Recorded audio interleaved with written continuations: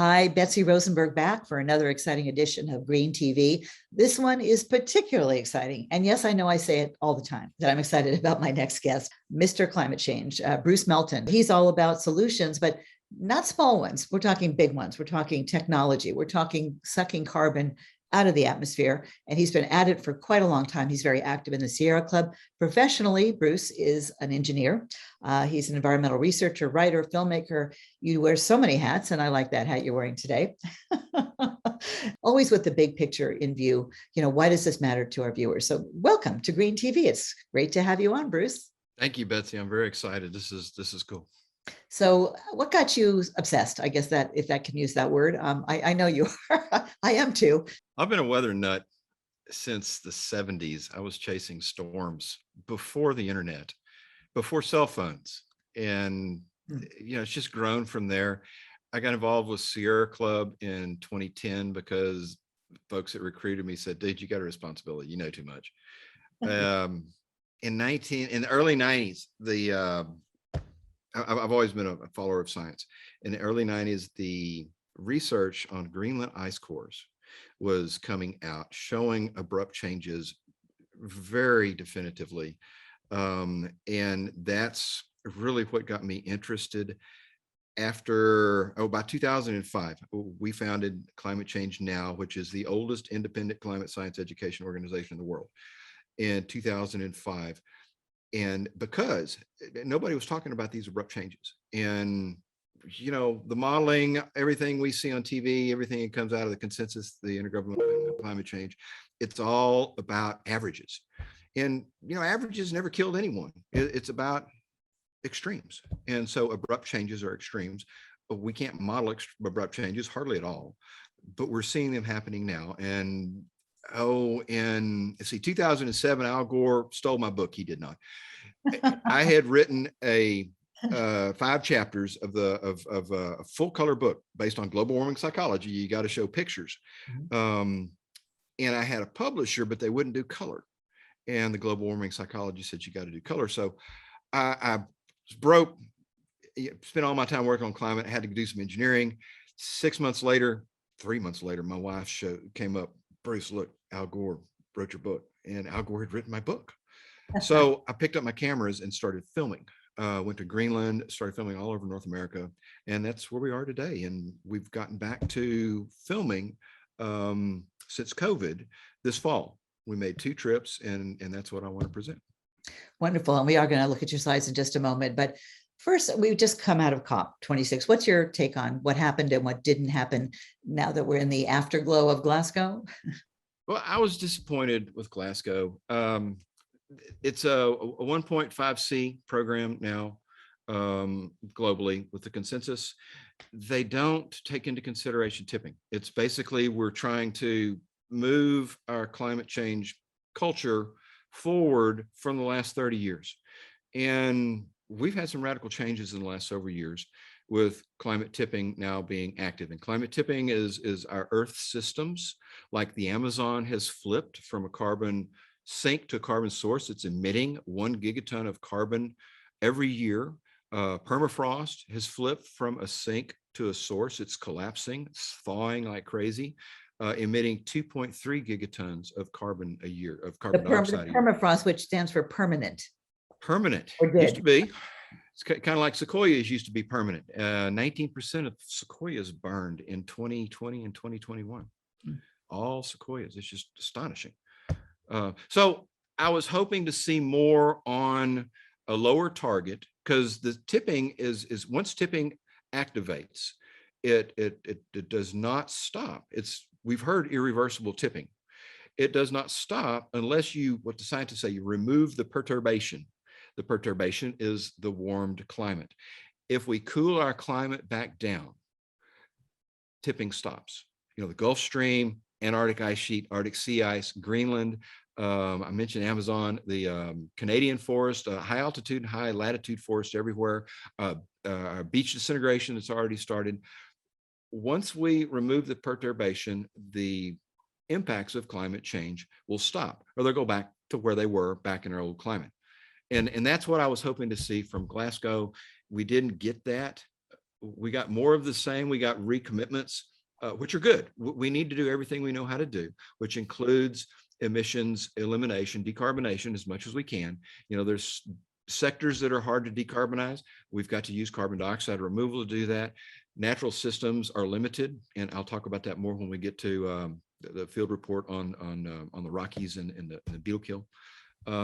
So overall, moving forward, but they need to move forward faster. The consensus is slow. Science is slow.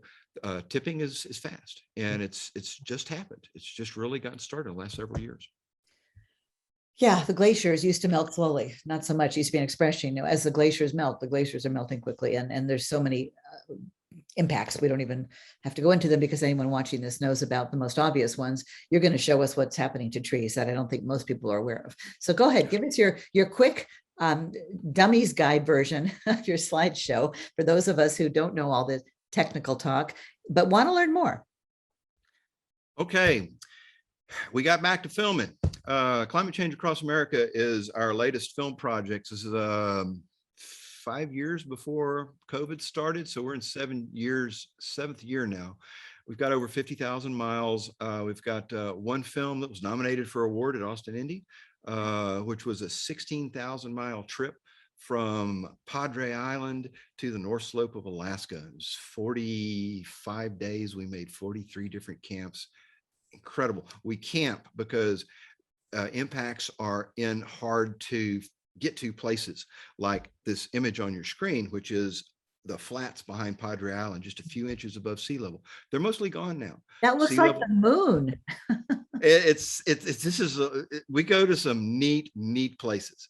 And I was doing this before climate change, and I just took that adventuresome spirit, and I've been a high resolution photographer since I was in college. So I took these skills and put them together to do what global warming psychology says, which is you got to show people. And this is just a picture of me doing a walk up on the flats. And this stuff is all gone now. I mean, it's mostly gone. I mean, the tide goes up and down. King tides, we'll get to king tides. Looks like an album cover, by the way, for your class. Is it?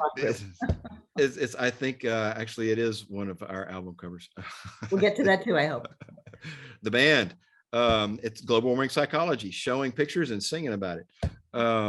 This is South Padre Island. These are dune bergs. See this slope right here?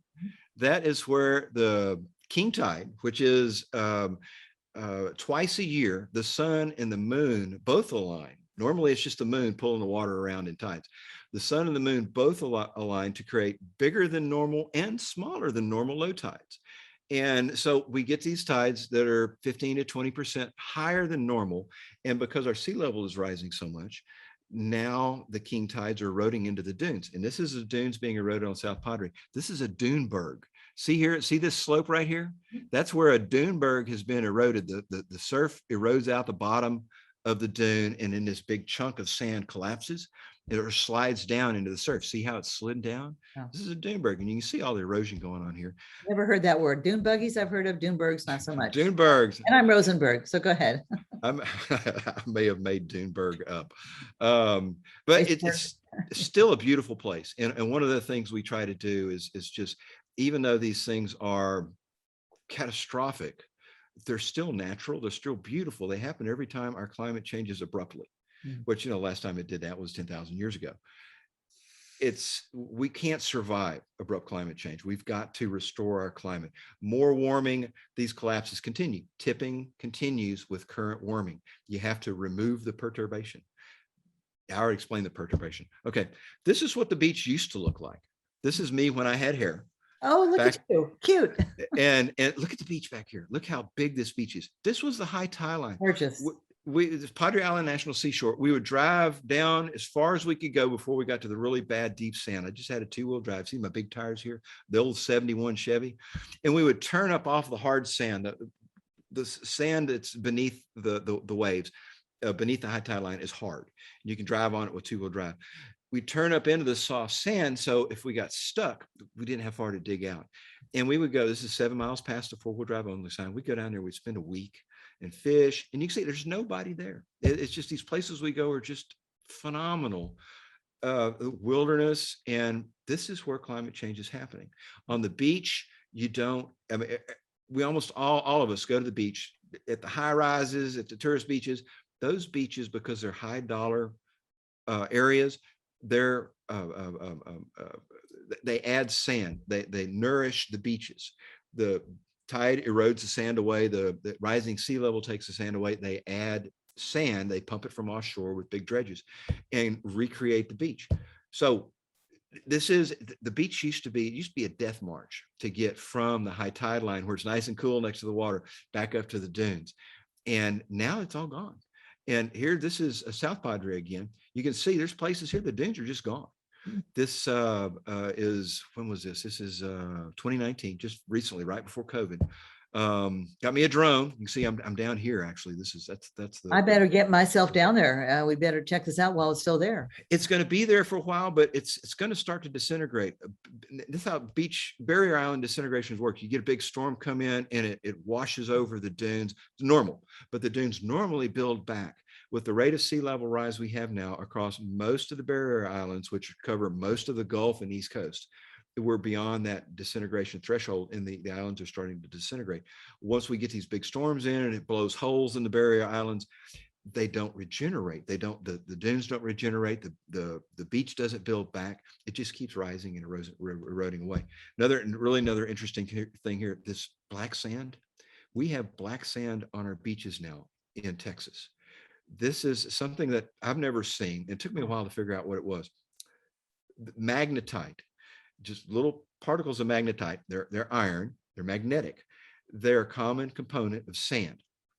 They're heavier than sand. When the rising seas wash the sand off the beach, it leaves the magnetite. It makes a black sand beach. And I would have thought it was from, oil slicks. So, I'm learning something already. I don't know what's worse. Both bad. Oh, this black sand doesn't stick to your feet. That's positive. But how sad, that gorgeous white sandy beach turned to dark. And continue. It's just amazing stuff. So sea level rise, NOAA, IPCC says a couple, maybe 3 feet of sea level rise by 2100. IPCC does not consider ice sheet collapse. NOAA, National Oceanic Atmospheric Administration, they are considering ice sheet collapse in their this 2017 report, William Sweet, 14 inches of sea level rise by 2030. Worst case scenario. But remember, what impacts are happening now because of climate change that are not worst case or worse than worst case? Literally, all of the impacts are happening far ahead of schedule. They're happening with much less warming than we thought, because we have real difficulty modeling these extreme things. And other reasons, reticence in science is slow, but one of the big things is we just have trouble modeling. NOAA is saying up to 14 inches of sea level rise by 2030. In ancient history, prehistory, we had 10 to 20 feet of sea level rise numerous times from research evidence, in a century. 10 to 20 feet. 14 inches is running about a little bit more than 10 feet per century. In prehistory, we had to 10 to 20 feet of sea level rise when our climate changed abruptly, with climate forcing that is 100 times less than what we're forcing the climate today. Doesn't necessarily mean that climate change is going to be 100 times worse, but it's likely it'll be worse than it was in prehistory, just because it's happening so much faster. One more from NOAA. This one is 2020 report. This is phenomenal. And slap me if I use that word too many times, okay? We've run out of adjectives, really. We really have. 48 of all the lower 48 states tide gauges, the official NOAA tide gauges, in 2018 to 2019, we saw 1 year period, 1.5 inches of sea level rise. That's 38 millimeters per year. Now it's a 1 year thing. So natural variations, we get some years that are a lot more than other years, but comparatively, the average long-term global sea level rise rate is 3.5 millimeters per year. What we saw in 2019 was 10 times more. It was double the old record, the old lower 48, all of the average tide gauges, it was double that. That in itself says a lot, that we're really into this abrupt change period of climate change. It doesn't say a lot. It screams a lot. It Are we screams a listening? lot. Are we listening? Existentially screams. There's another adjective. This is, I kind of jump around a little bit. It's okay. This is the National Seashore, Padre Island National Seashore. This king tide pulse, the first week of November was the last pulse of king tide. Now, king tides, when the sun and moon align just right, rather than the moon just pulling the tides around the earth, and you get 10 to 20% larger tides. What happened though? Where's the big tide? What are all these little mud volcanoes? What happened was we had a nor'easter that formed up off of Georgia, south of normally where they form up. They normally form up, closer to New England, and earlier than typical, a lot earlier. And it was huge. It was so big, the circulation around it went from Bermuda to Texas. And in Texas, it was a north wind. And this was one of our thankful early season cold fronts to end the oven in Texas. But it lasted. We had this blasting north wind for 3 or 4 days. It blew all the water off of the coast out into the Gulf of Mexico. That is a thing that really happened. You say it blew all the water off the coast. How do you blow water off the coast? You blow it. It just, you keep blowing on it, and what happens is you get water moves. Blow on your cup of coffee, and the water will move around the top of it. You get a big wind, especially if it happens for a long time. It literally blows the water off of the coast. It creates a sea level, a very short-lived sea level rise change, where the sea level drops. And in this instance, it dropped probably almost a foot.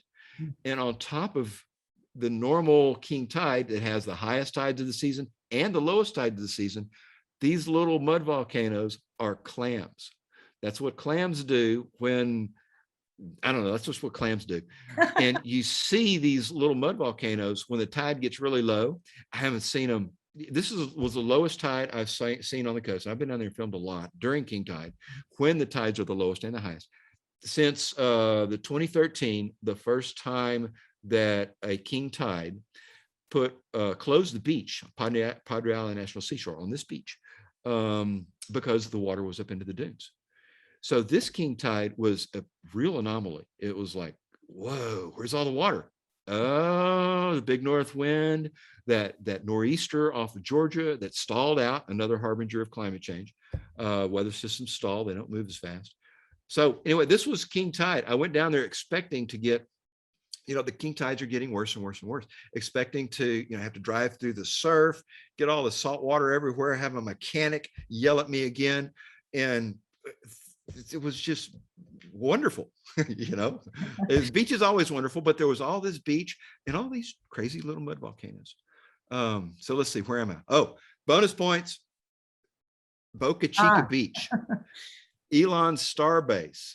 I just got 3 little slides. These really pretty slides, really an environmental question mark. Elon Musk and his Starbase at Boca Chica, the very, very, very southern tip of Texas. Boca Chica Beach, a little community called Boca Chica, right on the Rio Grande, right on the Gulf of Mexico. He built this Starbase, and it is an astonishing thing. I'm at the end of pavement when I took this picture. The beach is literally right behind me. I could fall down, almost get my head wet. The rockets you can see here, there's an assembled rocket. This is one, another one, 2 of them in assembly. This is rocket fuel, thousands of tons of rocket fuel. You could hit it with a rock from the road. All these people are parking. They're the people that work at Elon's rocket factory. They're parking on the road. He doesn't have any parking for them. Wait. So Elon Musk, the guy who was going to save Earth, but is now more interested in Mars, is quickly helping to destroy part of the planet. Critical environmental area. There has not been an EIS. He's blasting ahead. Here's another one. What could possibly go wrong, Bruce? What could possibly, how many rockets has he blown up already? Critical environmental area. Literally, you could hit it with a rock from the beach. Endangered species on the beach, Kemp Ridley sea turtles. And it's let me go back to here. See more rockets. There's another rocket in there. There's another rocket in here, and there's actually one more rocket behind this tall building. I didn't even know about this, and I live in Texas. I guess I haven't been reading enough of the local news, more focused on global. Well, since this is not all about climate change, I had to show these. It's an environmental question mark. FAA has recently held a public hearing to see if they should require an environmental impact statement. What they want to do is just do little pieces of environmental impacts assessments. He's going to build a natural gas power plant, natural gas pipeline, a rocket fuel, chemical facility. It's just insane. There's no environmental work that's that happened on us yet. Very important work he's doing. We get so many of our technological breakthroughs from space exploration, but you can't forsake the environment, the equity issues down there on the border with Boca Chica, the settlement of Boca Chica. Come on, Elon, just do the right thing.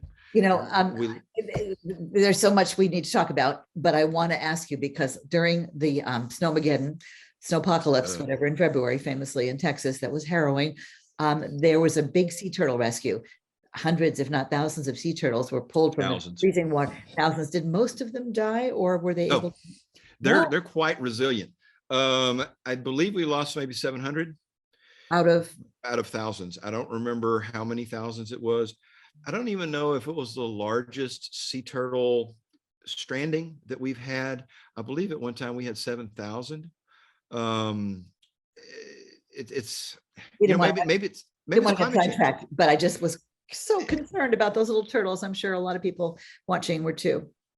I saw a dead one on the beach at Boca Chica. No idea why it died. But it was, I'm almost certain it was a Kemp Ridley's. It was, they're not very big. They're only about like this. It's pretty big. And they have been recovering, a phenomenal recovery, because of two things. The turtle people, I love the turtle people, on South Padre Island, turtle rescue, and the National Park Service, which the National Park Service centered out of Padre Island. There's some great work that goes on Galveston, up the beach too, up the coast. But the National Park Service right now is trying to kill the sea turtle program. Really big issue. Folks in Texas are working hard, trying to spread the word. We can't let them kill the sea turtle issue. Just when the sea turtle program, just when the sea turtles are starting to get good and populated again. Okay, we haven't even gotten to the trees yet. From turtles to trees. Yeah, those are not trees. There we go. This is north of Pagosa Springs in Colorado. This is Waimanuche Wilderness up here. See all this gray? Mm-hmm. That is beetle kill. This is from this trip. I've got a few pictures of some really astonishing stuff. Oh, this is one of them. This is a place called Wolf Creek Pass, which is between Pagosa Springs and South Fork in South Central Colorado. Big ski area, 400 inches of snow a year. All these gray trees, they are all killed from spruce beetle, a native beetle driven berserk from warming. This is Ouray. See the red trees in here in amongst the dark green ones? These are fir beetles that have killed these fir trees. Ouray is up north of Durango, still in southwestern Colorado. Wonderful, wonderful place. But they have an ongoing attack of fir beetle now. The spruce beetle and the fir beetle they're not new, but they're taken over. In the past, let's see, this is the mountain pine beetle, north of South Fork, solid South Central Colorado. Mountain pine beetle has killed about 100 million acres of lodgepole and ponderosa pine. It's two favorite trees across the North American West. Killed so many, it's about 20% of the trees, killed so many of the trees in large groups that this attack is now waning, because the beetle really likes large expanses of trees to really get a foothold. And so now the mountain pine beetle attack that has caused such chaos over the last 20 years, since about the turn of the century, that attack is waning, 100 million acres. And now we've got spruce beetle and several species of spruce beetle, several species of fir beetle are now increasing in attack. So it just goes on. It's gonna happen until all the trees die. And you have filmed this, and we can hopefully put a link up. next to the interview, because you've done some amazing shooting out there, including in the dark of night. I remember there's a scene where you're hiding out. I can't remember what it was for exactly. I was in the suburban top of some mountains somewhere, and that was memorable. It's in one of my films. We need to move. This is a place called Cathedral Rock. Wonderful campground. I could tell you where it is. My family has camped there for 40 years. I could tell you where it is, but I have to kill you later. Not Yosemite? I guess not. No, this is South Central Colorado, the La Garita Mountains. There's some beetle kill right here. This is all below 11,000 feet. So the gray trees in there. This is a spruce beetle kill. More spruce beetle kill. This is on the way to Durango. Really interesting thing here is really bad light, and all of these gray sticks. That's all dead spruce trees. There's very few. You can see down here some of these dark green. Those are some of that are alive. There's some alive in here. The yellow, of course, is aspen. We went during aspen leaf turn. Just beautiful. But this is just one of these weird pictures. I didn't think this would come out, but look, it's just see all the background up here. All these trees are dead. It's like you can see a few little green trees in here. This is maybe a 80, maybe a 90% kill. Just phenomenal stuff going on. Here's a close-up. That's all these little gray sticks. That's each one of those is a spruce tree, and those have all been killed by spruce beetle. How do you not stop and cry, or do you regularly? I am well, I said before, this stuff is fascinating. It's beautiful. It's natural. It happens every time our climate changes abruptly. I'm a huge naturalist. I am fascinated by anything in our world natural. This is natural. We are, it sounds really weird. I don't want to say lucky. We are fortunate, but nobody's ever seen this before. This is rare. It happened last time. The collapse of ecosystems. Lucky us. Lucky us. Yeah. So it's natural. You should, I'm sure most people would assume and know that it shouldn't naturally be occurring. It's humans' impact on nature. It's human caused natural impact. It's like those perturbations earlier. We've warmed our climate, and now our climate is collapsing, which is a natural thing. It happens every time our climate changes abruptly, like 10,000 years ago. So it's rare. We haven't seen this in 10,000. It's happened before, so therefore. Happened before, yes. Like they say. Okay, this is a picture from 2017. This is a place called Groundhog Park. This is all above 11,000 feet. You can see how extensive the kill is here. This is another place my family has gone. We didn't go on a big long trip this year because we were freaked by COVID. So we went to places that we've been going for 40 years. This is another place. This is right on the New Mexico border, just north of Chama in the Rio Grande National Forest. Out here, this is actually the Great Sand Dunes National Monument. This is that range of mountains, the Sangre de Cristo Mountains. On the other side of the San Luis Valley, the front range of the Colorado Rockies. All these trees are all spruce trees. They're all killed by the spruce beetle in 2014 to 2016. This was a tremendous kill. Which thrives because of warmer temperatures, right? Because of warmer temperatures. The beetle thrives because warmer temperatures mean drought.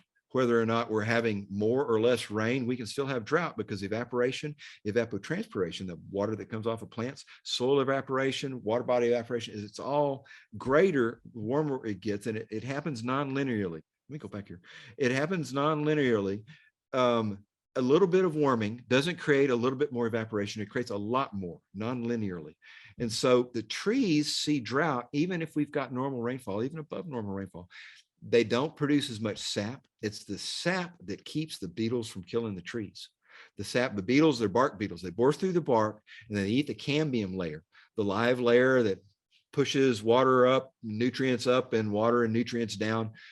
The beetles, that's what the beetles feed on. That's where they lay their eggs, and all their little beetle larvae eat all the cambium out, and it kills the tree. We have a maple syrup shortage. I know it's from another part of the country, in Vermont, but is that a similar phenomenon that's going on? The maple syrup is the same thing as the pine sap, except it's pine versus maple, and you don't want to put pine sap on your pancakes. No. So Mesa Verde National Park. This was a surprise. I did not know that 90% of the forest in Mesa Verde had burned around the turn of the century. We had a huge drought that killed 90% of the pinyon trees from the pinyon bark beetle in about the turn of the century.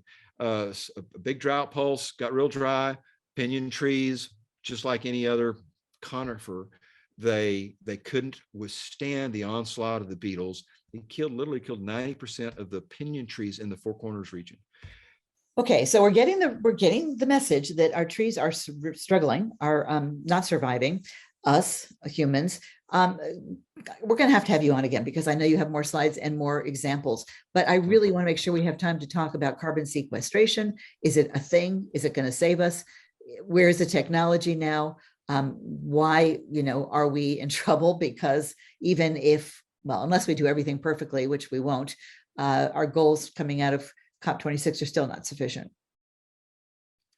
So natural systems, you've seen natural systems are degraded, or, in the case of the forest above 11,000 feet, those are not sequestering any longer. Those are emitting carbon, just like the Amazon, just like Canadian forest.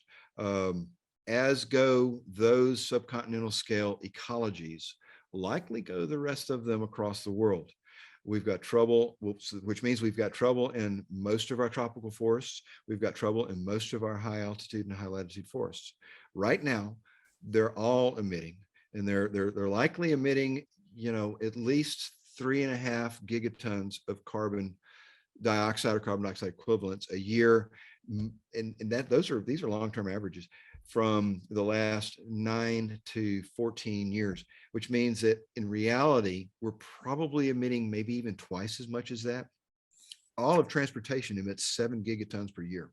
And even if we stop tomorrow, you are always saying it would not be enough, of course, for not only because the greenhouse gases remain in the atmosphere for a long, long time, but because we have so much of it there already. And so we need to suck it out somehow. Is that a pipe dream, or is that like around the corner? You would know more than anybody that It's here. It is here. Okay, so let's get to the good news. This is a technology that was discovered in the 1930s. I didn't put it down. This is amine. Oh yeah, amines, which are ammonia chemicals. It's in the 1950s, amines became one of the most, if not the most important group of chemicals in all of industry. And it remains so today. Amines suck carbon dioxide out of the air. You heat them back up, or you heat them up, and they liberate the carbon dioxide. That's what this process does. This outfit called Global Thermostat in Menlo Park, California, right up the road from where you are right now. Right. Where I grew up, Saratoga. Before it was Silicon Valley, it was fruit and nut trees and orchards. Now, Silicon. Now it's got these giant machines. Yes, it's a sequestration machine. And Actually, and it's a they're carbon doing capture something machine. in Iceland recently, I think. Climeworks they also use amine technology. They're doing the same thing on a smaller scale. Let's see. This is this little green guy down here. This is a little package plant that they put up in Georgia to suck carbon dioxide out of the air to make soda pop fizzy. Instead of creating the carbon dioxide from natural gas, they're sucking it out of the air. And it's right now it's more expensive, but it's a green thing. It's a leadership thing. As these processes proliferate, as we start to gigascale them, like Elon did with batteries. Batteries are now, they're almost too cheap to meter. And we're starting to see, megawatts of hundreds of megawatts of batteries installed with solar facilities around the country to solve that interruptibility problem when the sun doesn't shine and the wind doesn't blow. Batteries have been gigascaled. Once you gigascale things, it's like computer chips. Cost almost become inconsequential. It's a thing we do in our society. And you remember how much computer chips used to cost and how slow they used to be. Same thing with EV batteries, electric vehicle batteries. The cost have now plummeted, and we're going to do the same thing with carbon dioxide removal with these strategies. This one, carbon engineering. This one is a recyclable lime potash process. It was discovered in 1907. We One of the first most important uses was in World War II, where we used it to keep our sailors safe from carbon dioxide poisoning in submarines. We'd take carbon dioxide out of the air, from our breathing. It was killing submariners.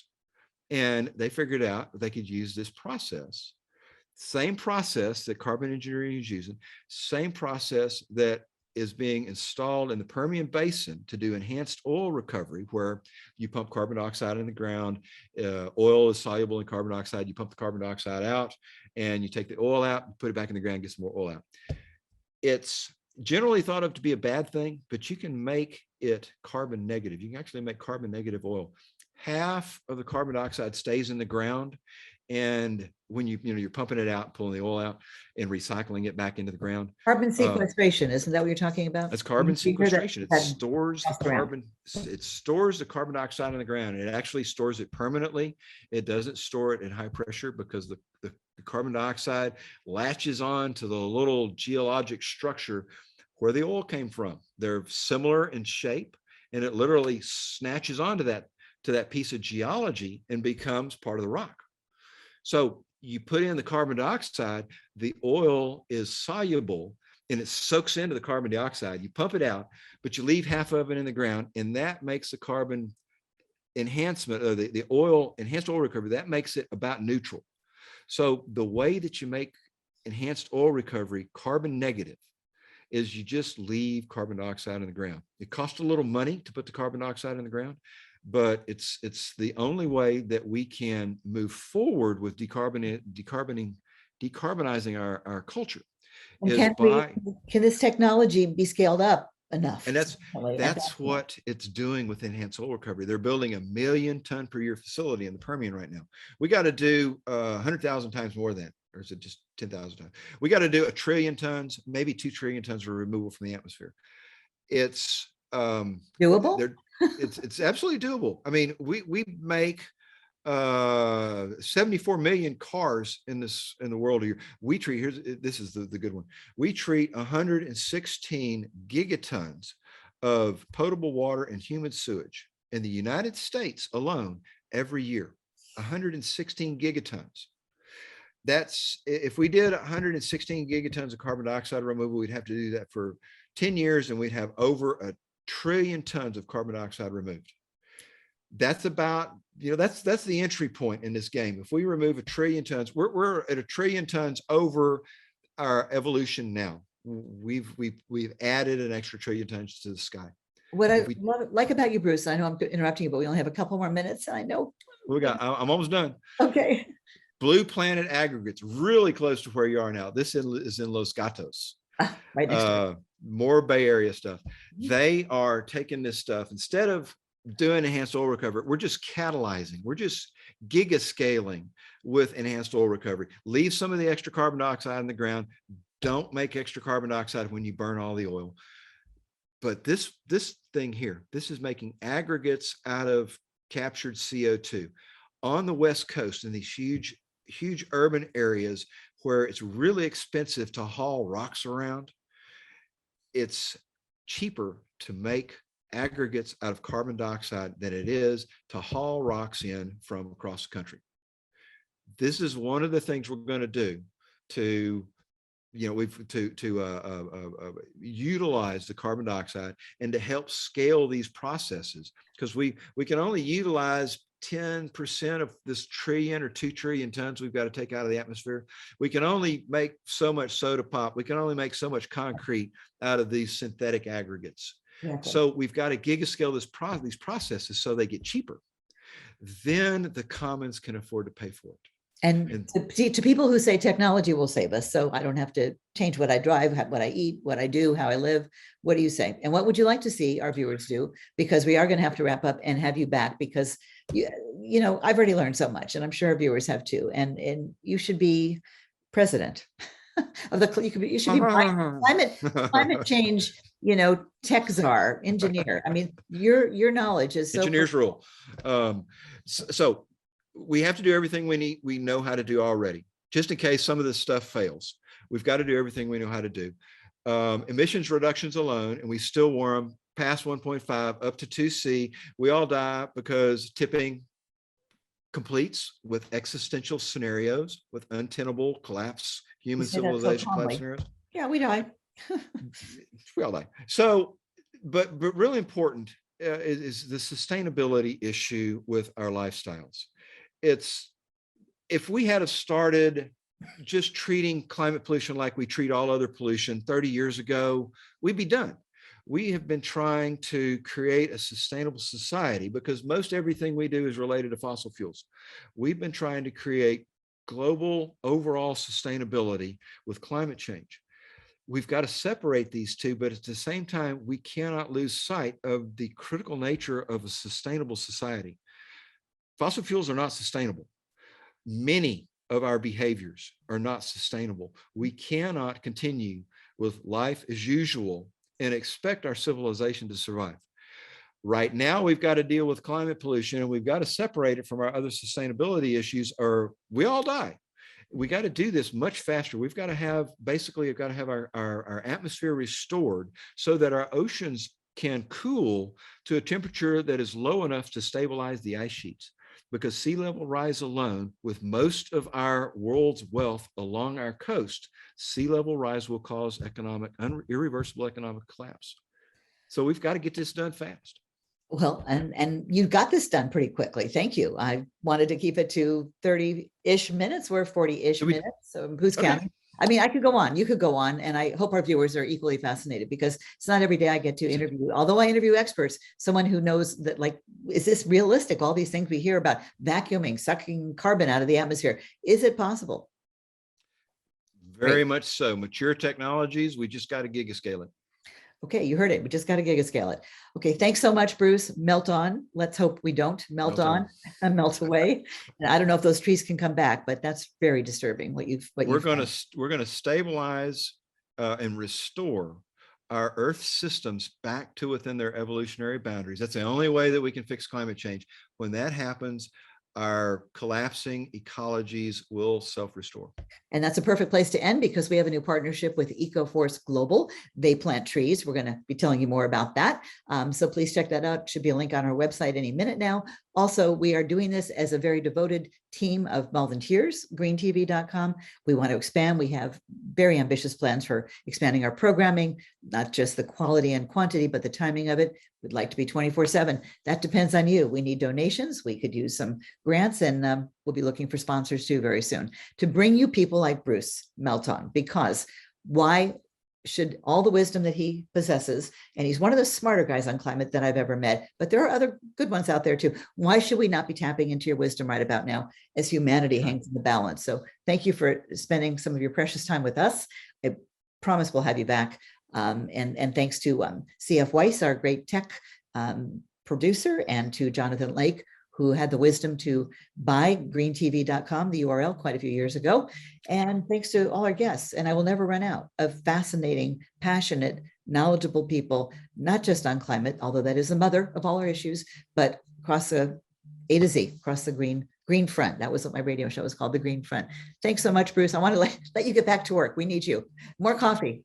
Thank you, Betsy. And hope to great seeing see you in real life soon. We actually met before COVID, and we live 20, 25 minutes away from each other. So hope we can meet up. Thank you, Betsy. It's wonderful. Thanks for your contributions. That does it for this edition of Green TV. Please let your friends know, your family know all about us. Please go to YouTube, our YouTube channel, and like us and share the link and subscribe. If we get enough subscribers, we can start doing really cool things like live streaming. It's all up to you. And we don't have a budget for advertising. We need organic and viral word of mouth. So that's up to our viewers. Thanks so much. See you next time.